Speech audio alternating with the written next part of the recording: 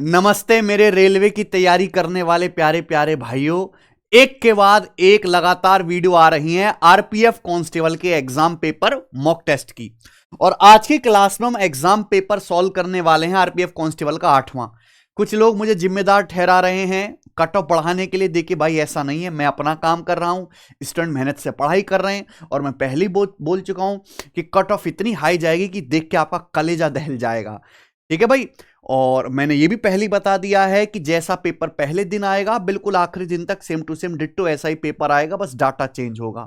तो ये मैंने 8वां टेस्ट पेपर बनाया। पहले मैं स्टार्टिंग में 5 टेस्ट ही कराने वाला था, लेकिन आप इतना ज्यादा जो है डिमांड कर रहे थे और हमसे कह रहे थे बार बार और टेस्ट बनाने के लिए। अब मैं पूरे 10 मॉक टेस्ट कराऊंगा आरपीएफ कांस्टेबल के। ये हमारा 8वां सैंपल पेपर है मेरे भाई। तो ये पीवाईक्यू बेस्ड बेस्ट जो है पॉसिबल मैथ्स पेपर है जो आपके लिए हो सकता है। मैंने बोला कि लेवल बहुत ज्यादा मुश्किल नहीं आने वाला है, जितना मैं करा रहा हूं वो मैक्सिमम, इससे ऊपर एग्जामिनर नहीं बना सकता है पेपर कतई भी। ठीक है जी। मेंसुरेशन को बहुत अच्छे से करके जाइएगा, क्योंकि 35 में से 3 से 4 क्वेश्चन मेंसुरेशन 2D और 3D के डायरेक्ट फॉर्मूला बेस्ड सवालों पर मिलेंगे। अच्छा, इससे पहले जो 7 सैंपल पेपर है वो आपको चैनल पे मिल जाएंगे। आप हमारा टेलीग्राम चैनल ज्वाइन कर लीजिए, वहां पे हमारे हर वीडियो का लिंक भी होता है। जो बच्चे पहले पीडीएफ से सॉल्व करते हैं कि भैया हम वीडियो बाद में देखेंगे, पहले खुद बनाएंगे सवालों को, तो मैं पीडीएफ भी हर एक मॉक टेस्ट की साथ साथ अपलोड करा रहा हूं। ठीक है, जैसे हमारा 7वां सैंपल पेपर और नीचे उसकी मैंने पीडीएफ भी डलवाई है। तो जो बच्चे करना पहले पीडीएफ से सॉल्व करना चाहते हो, पीडीएफ डाउनलोड करके कर लीजिएगा दोस्त। ठीक है जी। चलिए, और सारे के सारे सैंपल पेपर हैं इसी टेलीग्राम चैनल पे, आपको इस यूट्यूब चैनल पे मिल जाएंगे मेरे प्यारे भाई। ठीक है ना। आज 8वां करने वाले हैं अपन लोग। प्लेलिस्ट मैंने बना रखी है कि भाई 2024 में रेलवे ने जितने पेपर लिए मैंने हर एक पेपर का कंप्लीट दी बेस्ट सॉल्यूशन कराया है। आप एडवांस वाली वीडियो स्किप करिए, अर्थमेटिक वाला पोर्शन देखिए। अब जैसे एएलपी का पेपर हुआ था, अर्थमेटिक मैथ के 60 सवाल हैं। क्या आपको लगता नहीं कि इसे 60 सवालों में से आपके पेपर में फंस सकता है? आरपीएफ सब इंस्पेक्टर के अर्थमेटिक के 60 सवाल हैं टॉप, क्या आपको लगता नहीं यहां से सवाल फंस सकता है? जूनियर इंजीनियर के अर्थमेटिक के बेस्ट 60 सवाल हैं, क्या यहां से फंसेगा नहीं? टेक्नीशियन के सवालों में से फंसेगा? बिल्कुल पेपर फंसेगा। तो ये जितने पेपर अभी तक रेलवे ने कराए, हर एक वीडियो को जरूर देख के जाइए। ऑलरेडी इतना कंपटीशन बढ़ चुका है, लाखों बच्चों ने वीडियोस देख लिए हैं मेरे भाई। ठीक है जी। चलो शुरू करें। तो शुरू करते हैं मेरे भाई। कॉपी पेन लेके बैठो, साथ साथ आपको सॉल्व करना है हर एक सवाल को। हर एक सवाल बहुत ही रेलेवेंट, ठीक है, और अच्छा है, करने लायक। चलिए, सवाल नंबर है आपके सामने पहला। किसी आदमी ने 2 वस्तु खरीदी जिनमें से प्रत्येक की कीमत 2650 थी। यानी कि आदमी ने 2 वस्तु खरीदी और दोनों जो वस्तु खरीदी है दोनों सेम दाम में खरीदी है, सेम लागत पर खरीदी है। लिखा हुआ है ना, प्रत्येक की कीमत 2650 रुपए थी। उसने एक वस्तु को 10% प्रॉफिट पर बेचा, दूसरे को 5% लाभ पर बेच दिया। कुल कितने प्रतिशत का लाभ कमाया? बहुत बढ़िया। अगर कोई आदमी 2 या 2 से ज्यादा वस्तुएं सेम दाम पर खरीदता है, ओवरऑल लाभ, कुल लाभ निकालने के लिए आपको हमेशा एवरेज लेना है। पहली वस्तु पे 10% लाभ हुआ, दूसरी वस्तु को 5% लाभ पर बेचा, दोनों वस्तुओं पर मिलाकर कुल कितने परसेंट लाभ हुआ? जोड़ के 2 से भाग कर दीजिए, 15/2, 7.5% का लाभ हुआ। ये कॉन्सेप्ट है, ध्यान रखिएगा मेरे प्यारे भाई हमेशा। सवाल नंबर 2, आरपीएफ सब इंस्पेक्टर के पेपर का सवाल है, बनाइए। If at the same rate of interest in 2 years, the simple interest is 60 and compound interest is 66. What the principle?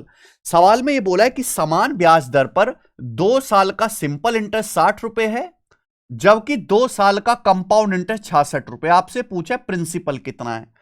बहुत बढ़िया, ये सवाल कई शिफ्ट में आया था। आप मुझे बताओ, सिंपल इंटरेस्ट हर साल बराबर होता है।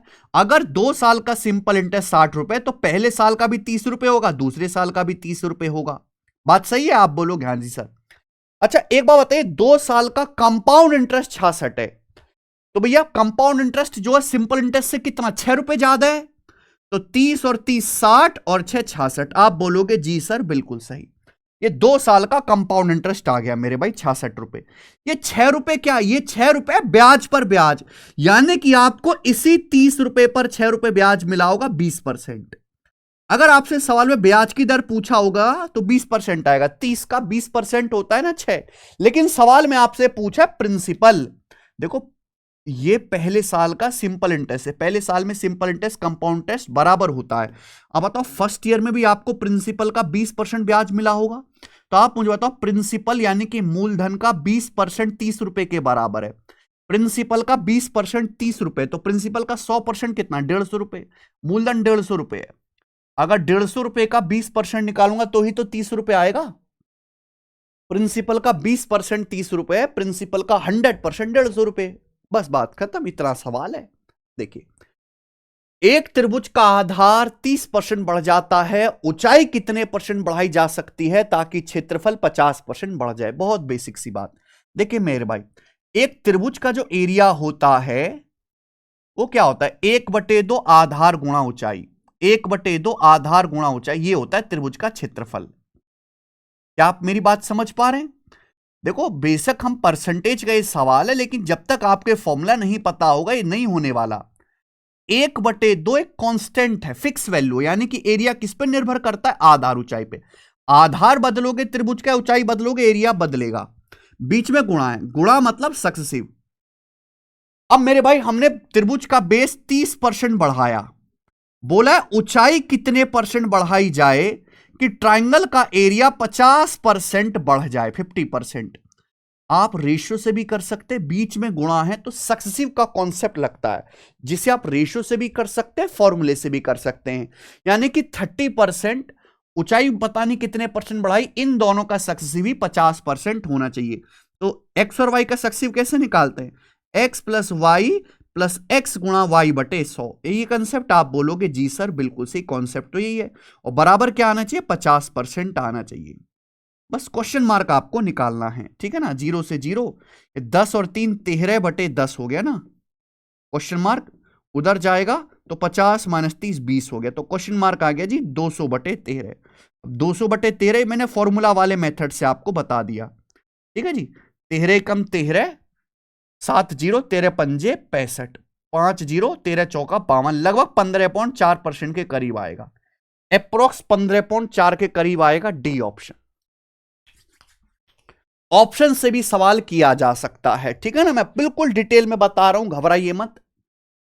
एक विक्रेता तार बेचता है तथा क्रय मूल्य पर 60% लाभ कमाता है। बोला विक्रय मूल्य पर लाभ प्रतिशत क्या है। बहुत बेहतरीन सवाल में आपसे पूछा है, what will be the profit percentage on selling price. देखो लाभ प्रतिशत हमेशा क्रय मूल्य को आधार मान के निकाला जाता है। अब एक सेलर क्या करता है, तार बेचता है, और तार बेचकर वो 60% प्रॉफिट कमाता है। 60% का मतलब 3/5, यानी कि इसका मतलब यह है कि अगर तार का लागत मूल्य कॉस्ट प्राइस 5 है तो 5 पे 3 का उसने प्रॉफिट कमाया। लेकिन पूछा सेलिंग प्राइस पर प्रॉफिट क्या है, भाई प्रॉफिट कितना है, 3 का। अब आप मुझे एक बात बताओ, मैंने, ध्यान सुनिएगा, तार का सीपी 5 है, मैंने 5 रुपए पे 3 का प्रॉफिट कमाया, तो मैंने तार बेचा कितने में मेरे भाई, 8 रुपए में। सेलिंग प्राइस कितना आएगा, 8 रुपए आएगा। ये 5 रुपए का पेन है, मैं इस पे 3 रुपए का प्रॉफिट कमा रहा हूं, तो 5 + 3 यानी कि 8 रुपए का बेच रहा हूं। तो 8 रुपए के सेलिंग प्राइस पर, है ना, हमने 8 रुपए का सामान बेचा और जिसपे मुझे 3 रुपए का प्रॉफिट हुआ, तो सेलिंग प्राइस पर प्रॉफिट है 3/8। 1/8 12.5%, 12.5 का 3 गुना, 3/8 आ गया जी 37.5%। ये आपका लाभ हो जाएगा। ऑप्शन नंबर डी करेक्ट है मेरे प्यारे बच्चों। ये बहुत यूनिक, क्योंकि मैंने जब देखा आपके पेपर के क्वेश्चंस को, तो इसमें कोई भी सवाल 2 लाइन से ज्यादा का नहीं है, बहुत शॉर्ट लैंग्वेज के सवाल आपके पेपर में आने वाले हैं। और ये जो छोटे छोटे क्वेश्चन मैं आपको बताऊं, अगर आप फॉलो नहीं करते हैं, हमारा यूट्यूब चैनल है मैथ्स वंडर इन सेकंड्स, जैसे इस चैनल पे तो मैं कॉन्सेप्ट सिखाता हूं, लॉन्ग वीडियो आती हैं, इस पे केवल शॉर्ट्स क्लिप होती हैं 30-30 40-40 सेकंड की, और एक वीडियो में, एक शॉर्ट्स में मैं आपको एक पूरा कॉन्सेप्ट, एक पूरा सवाल सिखा देता हूं, और मैं आपको होमवर्क भी देता हूं। तो अगर आप इस चैनल को रेगुलर फॉलो कर रहे हैं, इसकी शॉर्ट्स डेली देख रहे हैं, तो सबसे बढ़िया तो आपका रिवीजन होगा बहुत बेहतरीन तरीके से, और आप नई नई चीजें सीखते रहोगे। और दूसरा कि ये अकेला ऐसा यूट्यूब चैनल है जिसपे actual exam oriented shorts upload होते हैं। ज्यादातर आप फर्जी कैलकुलेशन की ट्रिक, यूजलेस आपको चीजें दिखाई जाती हैं जिनका पेपर से कोई लेना देना नहीं होता, वो देखने में अच्छी लगती हैं, लेकिन इस पर मैं एक्चुअल पेपर के सवाल ही करना सिखाता हूं। तो आप इस चैनल को रेगुलर फॉलो करो, सब्सक्राइब कर लीजिए मेरे भाई। तो इस पे जैसे अर्थमेटिक की बहुत सारी शॉर्ट्स डली हुई हैं, आप देखो उनको। बहुत सारे बच्चे तो ऐसे हैं जो प्री के मैक्सिमम आधे से ज्यादा सवाल यहीं से कर ले रहे हैं, बिना कोई बैच के, बिना किसी वीडियो देखे। ठीक है जी, बहुत सारी शॉर्ट्स हमने बनाई है डेली, इस पे भी हम 2 जो है शॉर्ट्स बनाते हैं मेरे भाई, और मैं आपको होमवर्क भी देता हूं, तो बहुत बेनिफिट है, बहुत बेनिफिशियल है बच्चों के लिए। ठीक है, समझ में ये सवाल कितना अच्छा सवाल था मेरे भाई। और इस तरह के छोटे छोटे क्वेश्चन ही मैं करवाता हूं। चैनल का नाम है मैथ्स वंडर इन सेकंड्स, वाकई में वंडर लगेगा आपको। ठीक है, जब आप इसको खोल के देखोगे, सीखोगे मेरे भाई। जैसे ही सवाल है आज है मेंस्ट्रुएशन का कांसेप्ट, अगर कोई गोले से हम क्यूब कैसे काटेंगे लार्जेस्ट साइड का। तो इस तरह की छोटी छोटी चीजें आपको इस चैनल से सीखने को मिलती हैं। सब बच्चे सब्सक्राइब कर लेंगे और डेली फॉलो करेंगे, बहुत बहुत ज्यादा फायदा होगा। अगर आप 3-4 महीने तक देखते रहो ना, आप अपने अंदर बहुत सुधार महसूस करोगे। आ जाइए, ये तो हो गया चौथा सवाल। हम तुरंत करेंगे आगे 5वें सवाल की तरफ। एक कार चालक को एक निश्चित दूरी तय करने में लगने वाले समय को 40% कम करने के लिए कार की चाल में कितने % की वृद्धि करनी चाहिए? बहुत बढ़िया। देखो, सभी लोग जानते हैं डिस्टेंस बराबर स्पीड गुणा टाइम। सवाल में बोला है टाइम को 40% कम करने के लिए कार की स्पीड कितने % बढ़ाई जानी चाहिए मेरे भाई। ठीक है, डिस्टेंस हमें सेम जाना है। आप एक बात बताओ, अगर आप सेम डिस्टेंस कम टाइम में ट्रेवल करना चाहते हो तो आपको अपनी स्पीड बढ़ानी पड़ेगी। 2 संख्याओं का प्रोडक्ट अगर सेम है, डिस्टेंस अगर सेम है, तो एक संख्या जिस रेशियो में चेंज होगी दूसरी रिवर्स रेशियो में चेंज होगी। आपको टाइम को 40% कम करना। 40% की फ्रैक्शन वैल्यू 2/5। पहले 5 समय लगता था, अब 2 कम, 3 यूनिट टाइम लगेगा। तो स्पीड आपको रिवर्स रेशियो में चेंज करनी पड़ेगी, यानी कि अगर स्पीड पहले 3 थी तो 3 से 5 करनी पड़ेगी। तो स्पीड को कितना बढ़ाना पड़ेगा? 2 बढ़ाना पड़ेगा, 2/3। और 1/3 होता है 33:1/3%। 2/3 66 से ही 2/3% स्पीड आपको बढ़ानी पड़ेगी। बहुत अच्छा, बहुत प्यारा सवाल है भाई ये। सवाल नंबर है 6। सार्थक और मोहन को एक समारोह के लिए कमरे को सजाने का काम सौंपा गया। सार्थक पूरे कमरे को 12 दिन में सजा सकता है, जबकि मोहन पूरे कमरे को 15 दिन में सजा सकता है। वो एक साथ काम करते हैं तो काम कितने दिन में पूरा होगा? देखिए, सार्थक और मोहन 2 लोग हैं, दोनों के कमरे सजाने का काम दिया गया। दोनों साथ अगर मिलकर कमरा सजाएंगे तो कितने दिन में कमरा सज जाएगा मेरे भाई? ध्यान से सुनिएगा, 2 लोगों पे बहुत फेमस सवाल है। अगर एक आदमी किसी काम को x दिन में करता है, दूसरा y दिन में करता है, तो दोनों लोग मिलकर काम को x गुणा y बटे x प्लस y दिन में करेंगे। सार्थक तो भैया 12 दिन में कर रहा है, मोहन 15 दिन में। दोनों लोग मिलकर कितने दिन में करेंगे? 12 गुणा 15 बटे 12 प्लस 15, दोनों को जोड़ दीजिए 27। ये चला जाएगा मेरे भाई 3 से, 3 पंजे 15 और 3 नाम 27। फिर 3 से, 3 चौक 12 और ये 3 तिया 9, तो आएगा 20/3 दिन। और 20/3 दिन में दोनों लोग मिलकर जो है कमरे को सजा डालेंगे। यह आ जाएगा 6.66 अप्रॉक्स, बी ऑप्शन। बहुत फेमस कॉन्सेप्ट या फॉर्मूला समझ लीजिए जो आपको याद होना चाहिए। आइए, सवाल नंबर है 7। यह बढ़िया सवाल डाला है जी हमने। विक्टोरिया ने ऐसी वस्तुएं खरीदी जिनका संयुक्त अंकित मूल्य $4 लाख था। देखो, विक्टोरिया ने कुछ आइटम खरीदे, उनका जो कंबाइंड वैल्यू वो $4 लाख है। He was offered a discount of 10% on the part of payment made in cash. भाई, अगर आप जो पैसा कैश में पे करोगे उस पर 10% का डिस्काउंट मिलेगा। And A surcharge of 2% on the part of payment made through credit card. और जो पैसा आप क्रेडिट कार्ड के थ्रू पेमेंट करोगे उस पर आपको अतिरिक्त 2% देना पड़ेगा। यानी कि 100 रुपए अगर आपने क्रेडिट कार्ड के थ्रू दिए तो 100 रुपए का 2% एक्स्ट्रा जोड़ के 102 जमा करना पड़ेगा। ठीक है जी। विक्टोरिया ने कुल $3,78,000 का भुगतान किया। ठीक है, तो पूछा उसने क्रेडिट कार्ड के माध्यम से सरचार्ज या अधिभार सहित कितना भुगतान किया। बहुत बढ़िया मेरे भाई, ये परफेक्ट बेस्ट क्वेश्चन है एलिगेशन का। विक्टोरिया ने कुल $4 लाख का सामान खरीदा। अब उसके पास 2 रास्ते हैं। जो पैसा वो मेरे भाई कैश में पे करेगी उस पर 10% डिस्काउंट मिलेगा, यानी कि 10% की छूट। लेकिन जो क्रेडिट कार्ड के थ्रू पे करेगी उस पर एक्स्ट्रा 2% देना पड़ेगा। आपको ओवरऑल दिया हुआ है, आप मुझे बताओ $4 लाख का टोटल सामान है, कितने का? $4 लाख का। ठीक है मेरे भाई, आप बोलोगे जी सर, और उसने कुल कितना पैसा पे किया? $3,78,000। तो मैं ये कह सकता हूं कि $22,000 का, $22,000 का मेरे प्यारे भाई क्या हो गया? उसको जो है प्रॉफिट हो गया, उसको डिस्काउंट मिल गया। ओवरऑल कितना डिस्काउंट मिला? $22,000 का। परसेंटेज में कितना मेरे प्यारे भाई? ये आ गया जी 11/2, 5.5%। तो ओवरऑल उसे 5.5% का डिस्काउंट मिल गया। 4 लाख का उसे 3,78,000 ही पे करना पड़ा। तो अगर मैं ओवरऑल की बात करूं तो उसे कितना डिस्काउंट मिल गया? 5.5%। इतना पैसा कम देना पड़ा। देखो एक्स्ट्रा देना पड़ रहा है तो प्लस, कम देना पड़ रहा है तो साइन लगाएंगे माइनस, एलिगेशन लगा देंगे, सीधा आ जाएगा रेशो। 2 में से माइनस का 5.5 घटाएंगे 7.5। ठीक है जी। अब -5.5 में से आप ये माइनस का 10 घटाएंगे तो 4.5। भाई ये बड़ी संख्या है, -5.5 में से माइनस का 10 घटाएंगे तो ये +10 हो जाएगा, 4.5। ये किससे कट रहा है? 15 से। तो 15 पंजे 75, 15 तिया 45 से 5:3 आ गया। यानी कि जो उसने कैश में पे किया है, जो पैसा उसने कैश में पे किया है और जो क्रेडिट कार्ड के थ्रू पे किया है, सीसी मतलब क्रेडिट कार्ड, वो 5:3 के अनुपात में है। तो टोटल पैसा कितना हो गया भाई? टोटल कितना हो गया? टोटल उसने पे किया है 5 और 3 8, टोटल तो 8 होना चाहिए। आप बोलोगे हाँ जी सर टोटल 8, और 8 की वैल्यू कितनी है? 4 लाख है सामान की कीमत, यानी कि 50,000 गुना हो गया। तो 3 की वैल्यू क्रेडिट कार्ड के थ्रू कितना? 1.5 लाख। 3 की वैल्यू आ जाएगी मेरे भाई 1.5 लाख, हाँ 1.5 लाख आ जाएगी। ठीक है जी, $1.5 लाख। तो क्रेडिट कार्ड के थ्रू उसने $1.5 लाख का मेरे प्यारे भाई पेमेंट किया है। आप कहोगे सर ऑप्शन में तो है ही नहीं ये कोई भी आंसर। ठीक है जी, एक्चुअली सवाल में ये पूछा है उसने क्रेडिट कार्ड के माध्यम से सरचार्ज समेत, जब वो क्रेडिट कार्ड से पैसा पे करती है तो उसे 2% सरचार्ज भी तो देना पड़ता है।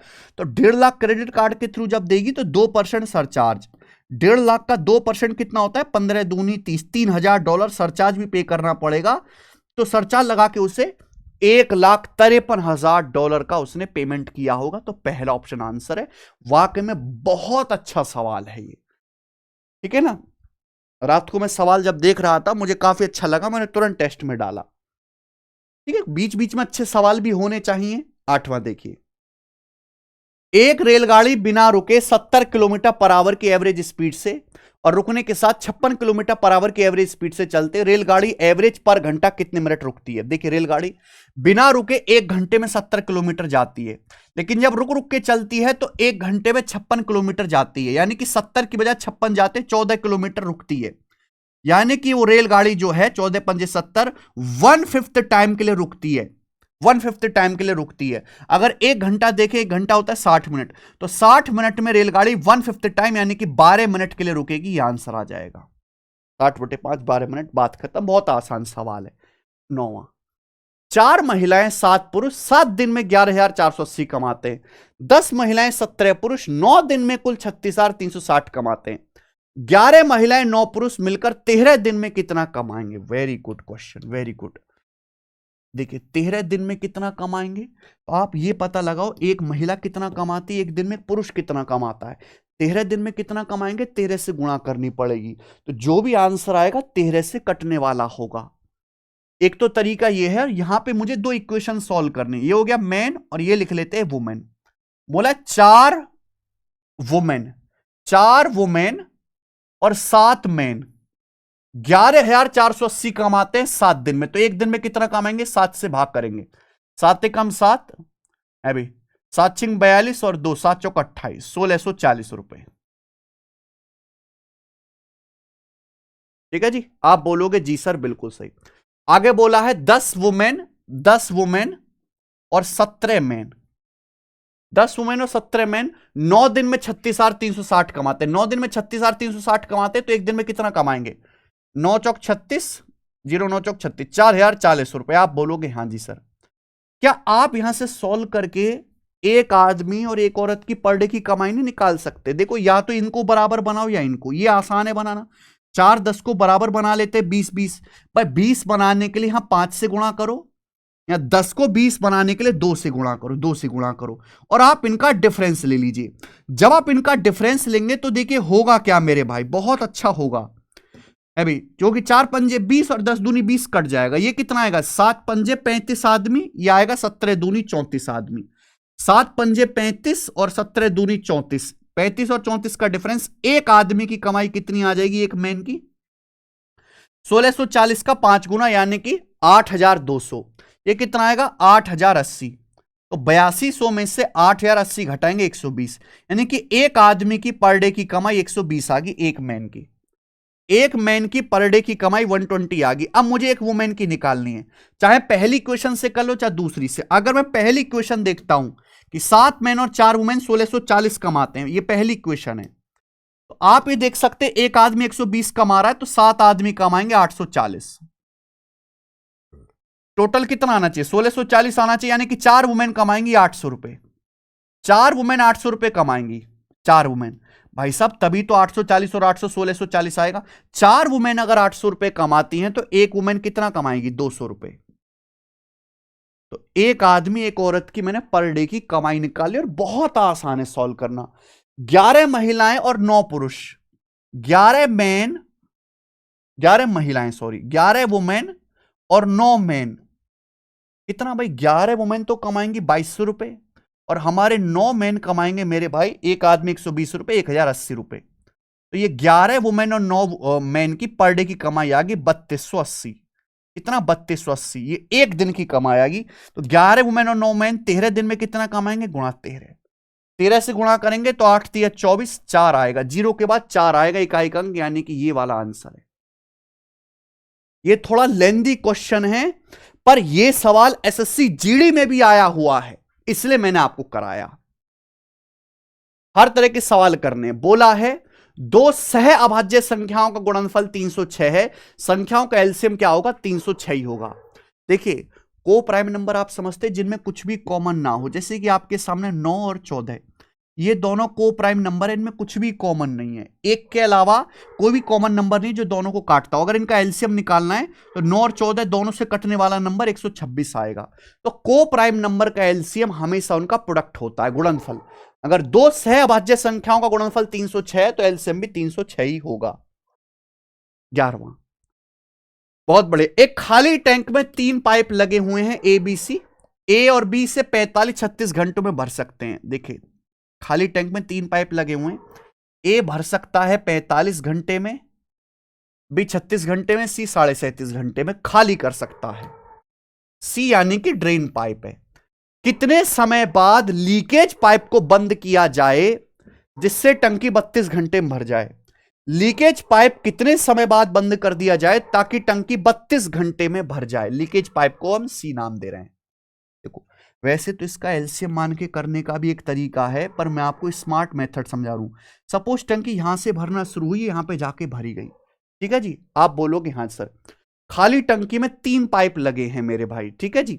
हमने तीनों पाइप खोले, तीनों पाइप हमने चलाए ए बी सी एक साथ, सी लीकेज पाइप है, लेकिन हमने कुछ समय के बाद लीकेज पाइप को बंद कर दिया। लीकेज पाइप को यही पूछा कितने समय के बाद लीकेज पाइप को बंद कर देना चाहिए जिससे टंकी 32 घंटे में भर जाए। यही आपसे समय पूछा है कि कितने समय बाद लीकेज पाइप को चला के बंद कर देना चाहिए जिससे पूरी टंकी 32 आवर्स में यानी कि 32 घंटे में भर जाए। अब आप मुझे बताओ भाई, हमने कुछ टाइम के बाद पाइप सी लीकेज को तो बंद कर दे, लेकिन ए और बी तो ऑल टाइम ओपन है, शुरू से लेकर आखिर तक 32 घंटे।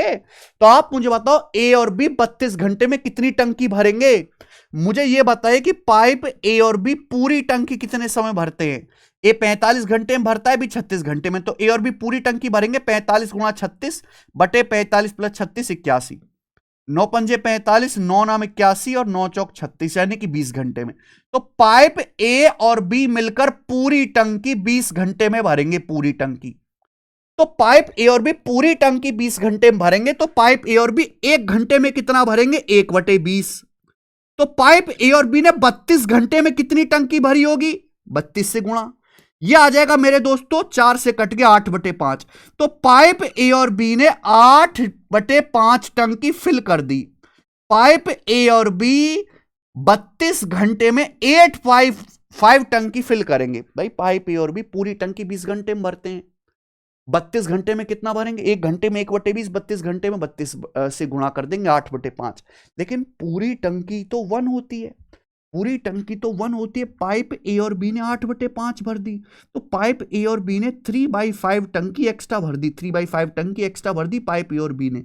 लेकिन टंकी एक्स्ट्रा तो नहीं भरी गई, यानी कि 3/5 पानी कहां गया? यही 3/5 पानी इस लीकेज पाइप ने खाली किया होगा, यही लीकेज पाइप ने खाली किया होगा। लीकेज पाइप पूरी टंकी खाली करता है 37.5 यानी कि 75/2 घंटे में। तो लीकेज पाइप 3/5 टंकी कितने समय में खाली करेगा? 3/5 से गुणा कर दीजिए मेरे प्यारे भी, 3/5 से मल्टीप्लाई कर दीजिए मेरे दोस्तों। ये आ गया 15 या 45/2, 22.5 घंटे में। तो लीकेज पाइप को 22.5 घंटे चला के बंद करना पड़ेगा। ये एक दूसरा मेथड है बिना एलसीएम लिए करने का, और ये भी मैंने एक्सप्लेन किया है चैनल पे, जाके देखिएगा। बहुत अच्छा सवाल है ये, ठीक है। मैंने इस तरीके से डाला है आज के टेस्ट में कि एक सवाल अच्छा, एक बहुत आसान। एक क्रीम और एक शैंपू की कीमत 19:11 के अनुपात में, क्रीम और शैंपू, ठीक है।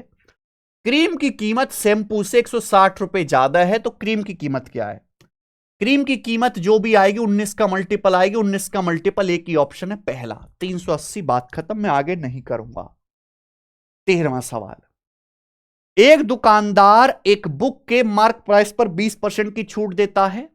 वह 9 जोड़ी किताबों की बिक्री के साथ एक जोड़ी किताब फ्री देता है।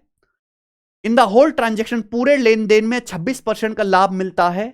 तो पूछा है अंकित मूल्य लागत मूल्य से कितने % अधिक है। ये बहुत फेमस सवाल है, ये एसएससी में भी और रेलवे में भी फेमस सवाल है।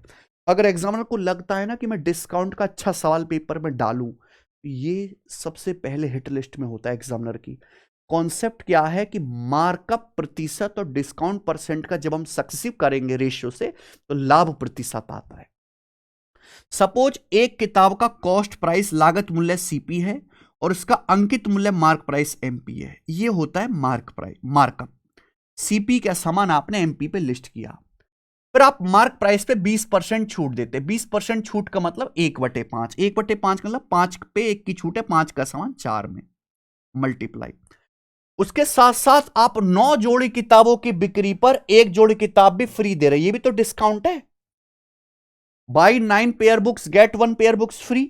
तो आपने ग्राहक को टोटल 9 और 1 10 पेयर किताबें दी, जिसमें से 1 पेयर फ्री है, यानी कि आपने डिस्काउंट कितना दिया है? 10 पे 1 का, तो 10 का सामान आपने 9 में बेचा है। तो ये सक्सेसिव ही क्या होगा? 26% लाभ के बराबर होगा। 26% का लाभ यानी कि 26% की फ्रैक्शन वैल्यू 13/50, 26/100, 13/50। आप बोलोगे जी सर बिल्कुल सही, यानी कि 50 पे 13 का प्रॉफिट हो, तो 50 का सामान कितने में बिका? 63 में बिका। ये अकेला ऐसा तरीका है जो आपको एक लाइन में आंसर निकाल के देगा मेरे भाई। 9 सत्ते 63 चला गया और 5 दूसरा 50 से 50 पूरा कट गया। तो यानी कि एमपी से सीपी का जो रेशियो आ गया, 4 उधर आ गया, चला जाएगा 7/4। एमपी सीपी का ही रेशियो तो निकालना था, क्योंकि सवाल में आपसे पूछा यही है कि अंकित मूल्य लागत मूल्य से कितने % ज्यादा है। अगर लागत मूल्य 4 है तो अंकित मूल्य 7 है, तो मार्क प्राइस कॉस्ट प्राइस से कितना ज्यादा है? 3 ज्यादा है, 3/4। 1/4 25%, 3/4 75%। अच्छा सवाल है। निम्न में कौन सा अनुपात सबसे छोटा है? आपके सामने रेशियो दिए हैं 17/33, ठीक है। दूसरा है 19/36, 19/36। तीसरा है मेरे भाई 11/60 और ये 29/42। कौन सा अनुपात सबसे छोटा है? भाई मैं तो देखते ही समझ गया यही सबसे छोटा है, क्योंकि नीचे अगर 60 है ना, नीचे अगर 60 है तो ये 60 का 20% 12 होता है, 60 का 20% होता है 12, लेकिन ऊपर 11, यानी कि ऊपर वाली संख्या 20% से भी कम है। अब 33 का 20% से तो ज्यादा है, ये 33 के आधे से भी ज्यादा है, ये वैल्यू तो मेरे भाई 50% से भी ज्यादा है। अब 36 का 50% 18 होता है, ये 19 है, ये 50% से भी ज्यादा है। 42 का 50% 21 होता है, ये 29 है, ये 50% से भी ज्यादा है। ये अकेली वैल्यू है जो 60 का 50% 30 से भी कम है, 20% के ही करीब है। तो ये वाला अनुपात सबसे छोटा हो जाएगा। शकल देख के ही पता लग रहा है भाई, बिना करे। आरपीएफ एसआई के पेपर में आया था। एक स्पीड बोट जिसकी शांत जल में चाल यानी कि एक्स की वैल्यू 20 किलोमीटर पर आवर है, धारा की दिशा में 35 किलोमीटर जाने और वापस लौट कर आने में कुल 8 घंटे लगते। धारा की चाल क्या है देखिए मेरे भाई, एक नाव, ये मान के चलिए कि एक नाव ऐसे 35 किलोमीटर धारा की दिशा में जाती है, फिर लौट के वापस आती है। तो धारा की दिशा में जाएंगे डाउन स्ट्रीम। डाउन स्ट्रीम की स्पीड होती है एक्स प्लस वाई। अब यहां पे ये शांत जल में नाव की चाल 20 है, करंट की स्पीड मुझे नहीं पता वाई। जब वापस आएगी तो अप स्ट्रीम वापस आएगी, अप स्ट्रीम की स्पीड हो जाएगी मेरे भाई यहां पर एक्स माइनस वाई। तो आप मुझे यह बताओ मेरे प्यारे स्टूडेंट, 35 किलोमीटर आप जाओगे डाउन स्ट्रीम 20 प्लस वाई की स्पीड से, तो इतना टाइम लगेगा, टाइम बराबर डिस्टेंस बटे स्पीड। फिर आप 35 किलोमीटर वापस आओगे अप स्ट्रीम, कितना टाइम लगेगा, 35 बटे 20 माइनस वाई। अब जाने और आने में टोटल टाइम कितना लगा, जाने आने में टोटल टाइम जो लगा वो 8 घंटे लगा। ये इक्वेशन बन गई। हमें करंट की स्पीड पूछी यानी कि वाई का मान निकालना है। तो मेरे प्यारे स्टूडेंट, हम एलसीएम वगैरह तो लेंगे नहीं, यहां से इतना टाइम नहीं, हम ऑप्शन से चेक करेंगे। जो ऑप्शन फिट बैठ गया वो आंसर है। पहला चेक करते हैं 15, 20, 15 35 बटे 35 1 आ गया, 20 माइनस 15 35 बटे 5 7, बिल्कुल ठीक आ गया, यही आंसर है। अगर मैं वाई 15 लेता हूं तो ये आएगा 35 बटे 35 1। अगर मैं वाई 15 लेता हूं तो 20 माइनस 15 5, 35 बटे 5 7, तो ये 1 प्लस 7 8 बराबर 8 सेटिस्फाई हो गया, यही आंसर है। तो करंट की स्पीड 15 किलोमीटर पर आवर है। ऑप्शन से करना सबसे बेस्ट है। 2 साल के लिए 15% प्रतिवर्ष चक्रवृद्धि ब्याज पर 46,400 रुपए जमा करने पर प्राप्त कुल राशि ज्ञात कीजिए। बिल्कुल आसान सा सवाल है, देखते हैं मेरे भाई। देखिए, आपने 46,400 रुपए जमा करे। कितने? 46,400 रुपए आपने जमा करे 2 साल के लिए। आपसे 2 साल बाद अमाउंट पूछा है, अमाउंट आपसे पूछा है। ब्याज की दर 15% है। अगर ब्याज की दर 15% है, 5% 1/20, तो 15% होता है 3/20। इसका मतलब आप 20 रुपए इन्वेस्ट करोगे मेरे भाई, तो 1 साल बाद 23 हो जाएगा। 20 पे 3 का ब्याज है, तो 1 साल बाद 23 हो जाएगा। 2 साल बाद अमाउंट कितना होगा? पावर 2। इसका स्क्वायर करना है, पावर 2, ये आ गया। अब 23 का स्क्वायर 529, नीचे 20 का स्क्वायर 400, 529/400 आ जाएगा मेरे भाई, ठीक है ना। किससे चला जाएगा भाई? 4 से तो पूरा का पूरा कटेगा, 116 गुणा 529, तो ये आंसर आ गया जी 116 गुणा 529 रुपीस। अब मैं देख सकता हूं कि जो भी आंसर आएगा वो आपका 116 में 29 आ रहा है, 29 से कटने वाला होगा। 529 में 23 आ रहा है, 23 से कटने वाला होगा। या 116 की पहले 500 में गुणा करो। 116 की आप लोग क्या करो, पहले 500 में गुणा करो, तो कितना आ जाएगा? ये ठीक रहेगा ना। या 529 की 100 में गुणा करो, 52,900। फिर हम 529 की 16 में गुणा कर लेंगे, 529 गुणा 16 कर लेंगे। ये बात सही है क्या? है ना। 116 को 100 प्लस 16 लिख लिया। अब कितना आएगा? 16 पंजे, ये 8,000 आ जाएगा, 320 8,000 और 480 से 16 कम कर लीजिए, यानी कि 8,464। ठीक है जी। तो ये आ गया 64, 9 4 13 का 3 हाथ से लेख, और 52 8 60 और 1 61, यानी कि 61364 रुपीज उत्तर है। सी ऑप्शन आंसर है, 61364। ऐसे जल्दी गुणाओगे 116 को, अगर 100 प्लस 16 आप लिख लोगे। सवाल नंबर 17, ठीक है मेरे भाई। ये देखिए एमटीएस का सवाल है। एक ट्रपेजम आकार के खेत का क्षेत्रफल 1720 है। समांतर भुजाओं के बीच की दूरी 40 है। समांतर भुजाओं में से एक की लंबाई 48 है। दूसरी समांतर भुजा की लंबाई क्या है? सबसे पहले तो आप ट्रपेजियम समझिए क्या होता है। ये जो फिगर है ना, एक पेयर पैरेलल होता है, इसे हम ट्रपेजियम बोलते हैं। ये पैरेलल साइड के बीच की दूरी है 40। अब यहां पे 148 से आपसे पूछा है, दूसरी जो ये इस वाली साइड क्या है, ये ना। तो ट्रेपेजियम का एरिया क्या है, ट्रेपेजियम के एरिया 1720 दिया। एरिया का कॉन्सेप्ट क्या है, 1/2 सम ऑफ पैरेलल साइड, समांतर भुजाओं का योग 48 प्लस ए गुणा उनके बीच की लंबवत दूरी, समांतर भुजाओं के बीच की दूरी जो कि सवाल में आपको 40 बोला है, 40 बोला है। ठीक है बच्चों, 2 से 40 20 बार जाएगा, और 20 से तो हम इसको काटेंगे ही, 2 अट्ठे 16, 2 छिक्का 12। अब 86 में से आप 48 घटाएंगे मेरे प्यारे भाई, यानी कि 38 ये आ गया। 38 दूसरी भुजा की लंबाई आ गई, बी ऑप्शन। इतना आसान सा सवाल था, कुछ भी नहीं था। रमेश ने अंकित मूल्य पर 25% छूट पर एक मोबाइल फोन खरीदा। अगर उसने 33% छूट पर खरीदा होता तो रमेश को 640 की बचत होती। रमेश ने मोबाइल फोन किस कीमत पर खरीदा, देखिए ध्यान से पड़ेगा, ये लगा है अगर, ये पहली लाइन बहुत प्यार से पढ़े, रमेश ने अंकित मूल्य पर 25% की छूट पर एक फोन खरीदा। जो भी फोन का एमआरपी है, एमआरपी पे 25% डिस्काउंट लेके रमेश ने फोन खरीद लिया। तो रमेश ने फोन किस कीमत पर खरीदा, एमआरपी के 75% में, 100% पे 25% की छूट मिल गई, तो मार्क प्राइस के 75% में रमेश जी ने फोन खरीदा। यही पूछा है, बोला है अगर रमेश को 25% की बजाय 33% डिस्काउंट मिलता, यानी कि रमेश को 8% डिस्काउंट ज्यादा मिलता, अगर रमेश को 8% डिस्काउंट ज्यादा मिलता तो 640 रुपए की बचत होती। एक बार बताओ, कोई दुकानदार आपको ज्यादा डिस्काउंट देगा तो आपको वो पैसा नहीं देना पड़ेगा, वो पैसा आपकी जेब में बच जाएगा, वही तो बचत होगी। अगर 25 की बजाय रमेश को 33% छूट मिलती तो 8% एक्स्ट्रा डिस्काउंट मिलता, और उसी की वजह से रमेश को 640 की बचत होती। यानी कि डिस्काउंट 8% के लिए 640 रुपए 80 गुना। यहां से लोग मार्क प्राइस निकालने लगेंगे, मार्क प्राइस नहीं निकालना। सवाल पूछा है मोबाइल फोन किस कीमत पर खरीदा, भाई रमेश ने मोबाइल 100% पे 25% डिस्काउंट लेके 75% में खरीदा है, 75% की वैल्यू पूछी है तो ये 80 गुना आएगी, यानी कि 6000 रुपए। तो रमेश ने मोबाइल फोन 6000 रुपए में खरीदा है, और ये बी ऑप्शन आंसर है। बहुत फेमस सवाल है ये। आगे चलेंगे जी, सवाल नंबर 19, जल्दी से करके बताओ मुझे।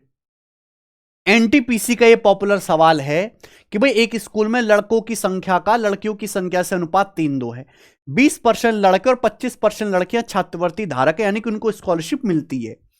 तो उन लोगों का परसेंटेज ज्ञात करें जिनको स्कॉलरशिप नहीं मिलती, नॉट स्कॉलरशिप होल्डर्स कितने परसेंट है। देखिए डाटा बहुत आसान है, तो 100 बना लेते हैं ना, 3 और 2, अगर मैं यहां पे 5 हो रहा है 20 से गुणा कर दूं कि 60 अगर लड़के हैं और 40 लड़कियां हैं, यानी कि मैंने टोटल 100 मान लिए, तो 20% लड़कों को स्कॉलरशिप मिल रही है, तो 60 का 20% होता है, 12 लड़कों को स्कॉलरशिप मिल रही है, और 25% लड़कियों को। 40 का 25% क्या होता है, 10 है ना, 10 लड़कियों को मिल रही है, तो 12 10 22, 22 लोग ऐसे हैं जिन्हें स्कॉलरशिप मिल रही है। तो अगर 100 में से 22 लोगों को स्कॉलरशिप मिल रही है, तो बचे 78 बेचारे जो ऐसे बैठे हैं जिनको स्कॉलरशिप नहीं मिल रही। तो 100 में से 78 यानी कि 78% स्कॉलरशिप होल्डर्स नहीं हैं। आसान है, बताइए कौन सी संख्या 12 से भाग होती है। ये आरपीएफ एसआई के पेपर का सवाल है। अगर कोई नंबर 12 से कट रहा है तो इसका मतलब वो नंबर 4 से भी कटेगा और 3 से भी कटेगा। 4 से मतलब लास्ट के 2 डिजिट 4 से कटने चाहिए। ये 4 से कट रहा है, ये 86 4 से नहीं कट रहा। अगर कोई नंबर 3 से कट रहा है तो उसका डिजिटल सम भी 3 से कटना चाहिए। 6 3 9 और 9, ये नंबर 8 बच गया, 3 से नहीं कट रहा। 9 6 3 9 8 4 12, 12 का मतलब हो गया मेरे प्यारे भी 3, ये नंबर मेरे प्यारे भी 3 से कटेगा। ठीक है जी, यही आंसर हो जाएगा बी ऑप्शन। बी अकेला नंबर है जिसका डिजिटल सम 8 4 12 3 आ रहा है। ये नंबर 3 से भी कट गया, 4 से भी कट गया, तो 12 से भी कटेगा। दो संख्याएं तीसरी संख्या से 17% और 50% अधिक है, दो संख्याओं का रेशियो क्या है। आसान डाटा है। मान लीजिए एक तीसरी संख्या 100 है, तो दो संख्याएं किसी तीसरी संख्या से 17 और 50% ज्यादा हैं, तो पहली संख्या जो है 100 से 17% ज्यादा है, 117। दूसरी संख्या जो है वो 100 से 50% ज्यादा है, 150। इन दोनों संख्याओं का रेशियो क्या है? 3 से कट जाएगा मेरे भाई 117 39 बार, और 3 से 150 जाएगा जी 50 बार। 39:50 आ गया मेरे भाई। कहां गया? पहला ही ऑप्शन। देखो इतने आसान सवाल ही आएंगे ज्यादातर आपके पेपर में। ठीक है जी, बनाइए सवाल नंबर 22। ये आ गया आरपीएफ एसआई के पेपर का क्वेश्चन। ठीक है जी, बनाओ। ईंधन की कीमत लगातार 3 महीनों में 60%, 30% और 20% कम हो जाते हैं, लेकिन चौथे महीने 60% बढ़ जाती है। बोला चौथे महीने में ईंधन की कीमत उसकी मूल कीमत की तुलना में कितने परसेंट कम या ज्यादा हुई? आप बताओ। पहले 60% कम हुई, फिर 30% कम हुई, फिर 20%। सक्सी हुए 60% की फ्रैक्शन वैल्यू 3/5, 30% की फ्रैक्शन वैल्यू 3/10, 20% की फ्रैक्शन वैल्यू 1/5। ठीक है ना? 60% की फ्रैक्शन वैल्यू 3/5। अगर ईंधन की कीमत 60% कम होगी, 3/5 कम होगी, तो 5 से कितनी रहेगी? 2। फिर 30% कम होगी, 10 से 3 कम होगी, तो कितनी बची? 7। 10 से 7। फिर 20% कम होगी 1/5, तो कितनी बची? 5 से 4। फिर 60% बढ़ी 3/5, तो 5 से बढ़ के कितनी होगी? 8। आप इनकी सीधी सीधी गुणा कर दीजिए, बस हो गया सॉल्व मेरे भाई। 2 से 10 से 5 बार चला जाएगा, तो 5 25 25 गुणा 25 आ गया 625। ठीक है बच्चों, और 8 चौक 32, सत्ते कितना आ जाएगा? 32 सत्ते 210 और 14 224। यानी कि ईंधन की कीमत अगर स्टार्टिंग में 625 थी, अगर इस हिसाब से बदलेगी तो 4 महीने बाद 224 हो जाएगी। तो ईंधन की कीमत डिक्रीज होगी मेरे दोस्तों, इंक्रीज नहीं होगी, घट गई। 625 से अगर 224 हो गया तो कितना घट गई? 401 घट गई बटे 625। और परसेंटेज में कितना? गुणा 100% इंटू 100% आ जाएगा मेरे प्यारे भाइयों। ठीक है, ये 25 से कटेगा अभी। 25 चौका 100, और ये आपका 25 बार, तो आएगा 1601/25, 1604/25 सॉरी। अगर मैं 1604 को 25 से भाग दूंगा तो कितनी बार जाएगा मेरे भाई? 64 बार जाएगा, यानी कि 64 पॉइंट समथिंग जाएगा। C option. 64.16% ईंधन की कीमत घट जाएगी। 1600 को 25 से भाग देंगे, 64 बार जाएगा, तो 64 पॉइंट समथिंग एक ही आंसर है। ये भी आसान सवाल निकला। जीडी का सवाल है मेरे भाई, मेंसुरेशन का। एक घन का आयतन 192√3 क्यूबिक सेंटीमीटर है। घन के विकर्ण की लंबाई बताओ। देखिए, अगर किसी घन की साइड ए है मेरे भाई, तो घन का आयतन कितना होता है? a³, और घन का वॉल्यूम है 192√3। अब मुझे अगर घन का मेरे दोस्तों इस भुजा निकालने, तो इसका क्या करना पड़ेगा? क्यूब रूट करना पड़ेगा। इसका क्यूब रूट करना पड़ेगा। अब आप मुझे बताओ इसका क्यूब रूट क्या आ जाएगा? 192 का मतलब होता है 64 तिया 192। अभी 64 का क्यूब रूट आ जाएगा 4। 4 का क्यूब 64, 3√3 का क्यूब रूट आ जाएगा √3। ये आ गया मेरे भाई। भाई √3 का 3 बार गुणा करोगे, √3 गुणा √3 गुणा √3, तभी तो 3√3 आएगा। तो 3√3 का क्यूब रूट क्या आएगा? √3। तो ये घन की भुजा आ गई। घन का डायगोनल पूछा है, आपको पता होना चाहिए। अगर किसी क्यूब की साइड ए है तो उसका डायगोनल होता है √3a। अगर यहां पे मैं क्यूब की साइड 4√3 रखूंगा, 4√3 की √3 में गुणा 12, क्योंकि √3 गुणा √3 3 हो जाएगा, 3 चौक 12 सेंटीमीटर आंसर आ गया। कोई दम नहीं सवाल में। सवाल नंबर है 24। ओके, ए और बी में एसिड पानी का रेशियो 15:11 है और 4:9 है। 6 लीटर ए को 4 लीटर बी के साथ मिलाया जाता है। परिणामी घोल 390 ml में, परिणामी घोल के 390 ml में कितना एसिड मिलाना चाहिए ताकि उसमें एसिड वाटर का रेशियो 3:2 हो जाए? बहुत बढ़िया सवाल मेरे भाई। हमारे पास 2 सॉल्यूशन है ए और बी, नाम दे देते हैं। 2 सॉल्यूशन है ए और बी, उन दोनों में एसिड वाटर का रेशियो दिया है।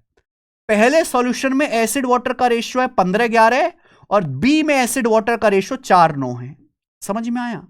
अब हमने करा क्या? हमने ए के 6 लीटर को और बी के 4 लीटर को मिलाया, यानी कि ए और बी को हमें 3:2 के अनुपात में मिलाना है। 2 3 6 2 3 4, ए बी को 3:2 के रेशियो में मिलाना है। तो मुझे बताओ, अगर मैं ए और बी को 2-3-2 के रेशियो मिलाऊंगा तो मिक्सचर जो बनेगा उसमें एसिड वाटर का रेशियो क्या होगा? देखो मेरे भाई, 3-2 का रेशियो बाद में मिलाना, पहले इक्वल तो बनाओ। अगर ये 15 11 26 हो रहा है, ये 4 9 13 हो रहा है, तो इक्वल कर लेते 26 26। 26 बनाने के लिए 2 से गुणा, ये हो गया मेरे भाई। ये भी 15 11 26 होगा, ये भी 26 हो गया। पहले आप दोनों को ए और बी की क्वांटिटी को बराबर बनाओ, लेकिन बराबर थोड़ा ना मिलाना है। ए बी को 3-2 के रेशियो मिलाना है। 3-2 के रेशियो में मिलाने का मतलब ऊपर 3 से गुणा कर दीजिए, नीचे 2 से गुणा कर दीजिए और मिला दो। एसिड में एसिड, वाटर में वाटर। तो 15 तिया 45 और 2 दूनी 4 चौक 16। 45 में अगर मैं 16 जोड़ूंगा तो कितना आ जाएगा? 45 प्लस 16 61। वाटर कितना आएगा? 11 तिया 33। 33 में अगर 2 दूनी 4 निम्मा 36 जोड़ूंगा, 33 में 36 जोड़ूंगा तो कितना आ जाएगा? 69। यानी कि जो फाइनल मिश्रण बनेगा उसमें एसिड और वाटर का रेशियो 61:69 होगा। क्लियर है? अगर हम ए बी को ए का 6 लीटर बी का 4 लीटर मिलाएंगे तो फाइनल मिश्रण में एसिड वाटर का रेशियो ही आएगा। अब हमने इस मिश्रण का ए और बी जो हमारा रिजल्टेंट सॉल्यूशन आया, हमने इस मिश्रण का 390 मिलीलीटर लिया। कितना मिलीलीटर लिया? 390 ml लिया। बोला 390 ml में कितना एसिड हमको मिलाना चाहिए, कितना एसिड मिलाना चाहिए जिससे कि एसिड और वाटर का रेशियो 3:2 हो जाए। एसिड वाटर का रेशियो 3:2 हो जाए। कितना हमें एसिड मिलाना चाहिए? रिजल्टेंट सॉल्यूशन के 390 ml में कितना एसिड मिलाना चाहिए कि एसिड वाटर का रेशियो 3:2 हो जाए? आप बताओ। हम इस सॉल्यूशन में एसिड मिला रहे, पानी तो नहीं मिला रहे, तो पानी सेम होना चाहिए। ऐसा कैसे हो सकता है? यहां वाटर 69 है, यहां 2 है, इक्वल करना पड़ेगा। 69 और 2 को बराबर बनाना पड़ेगा, तो ऊपर क्या करिए? 2 से गुणा, नीचे करिए 69 से गुणा। तो देखिए हमने दोनों जगह वाटर को सेम बना लिया। यहां भी वाटर 69 गुणा 2 हो गया, यहां भी वाटर 69 गुणा 2 हो गया। लेकिन एसिड क्या हुआ? एसिड 61 दूनी 122 था पहले, 122 से एसिड जो हो गया 69 का 3 गुना, यानी कि मेरे भाई 207 हो गया। तो हमने एसिड कितना मिलाया है मेरे भाई? एसिड मिलाया 85। हमने 85 यूनिट यहां पर एसिड मिलाया, 85 यूनिट। बोलो बात को समझे क्या? 85 यूनिट, 85 यूनिट हमने एसिड मिलाया। क्लियर है? आप बोलोगे हाँ जी सर। अब बताओ इनिशियल सॉल्यूशन कितना था? इनिशियल सॉल्यूशन कितना था मेरे भाई? 61। ये टोटल हो गया ना, टोटल सॉल्यूशन। ये एसिड प्लस वाटर कितना था? 61 प्लस 69 130। 130 का दुगुना 260। इनिशियल सॉल्यूशन था 260 यूनिट। ये सवाल इसलिए लेंदी है वो कि एक सवाल नहीं है, 2 सवाल है। 61 प्लस 69 130 का दुगुना 260, जबकि इनिशियल सॉल्यूशन था 390 ml। कितना? 1.5 गुना। 13 दूनी 26, 13 3 39, 1.5 गुना। अगर ये 1.5 गुना है तो मैं एसिड भी 85 का 1.5 गुना मिलाना पड़ेगा, यानी कि 120 और 7.5 127.5 ml हमको एसिड इसमें मिलाना चाहिए। आंसर है डी ऑप्शन। ये एक लंबा सवाल है मेरे भाई, करना पूरा रेशियो से ही है। एक बार फिर से रिपीट करके देख लेना आप इस सवाल को। 25वां,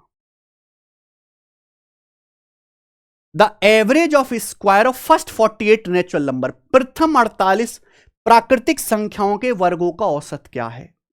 मेरे भाई अगर हम फर्स्ट n नेचुरल नंबर के स्क्वायर का सम निकालें तो इसका फॉर्मूला होता है n into n plus 1 into 2n+1 बटे 6। ये फर्स्ट n नेचुरल नंबर के स्क्वायर का वर्गों का योग है। प्रथम n प्राकृतिक संख्याओं के वर्गों का योग। अगर मुझे प्रथम n प्राकृतिक संख्याओं का औसत निकालना है तो औसत क्या है?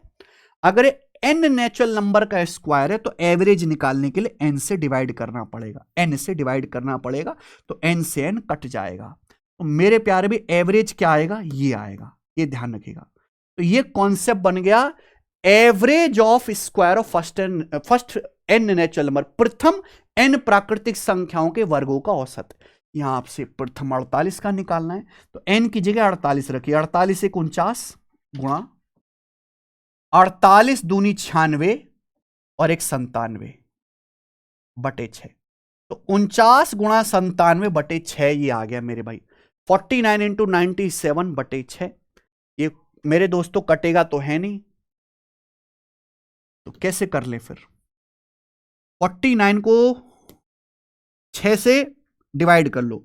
6 48 होता है, 49 को आप लिख दिए 6×8 8 + 1/6 और गुणा 97।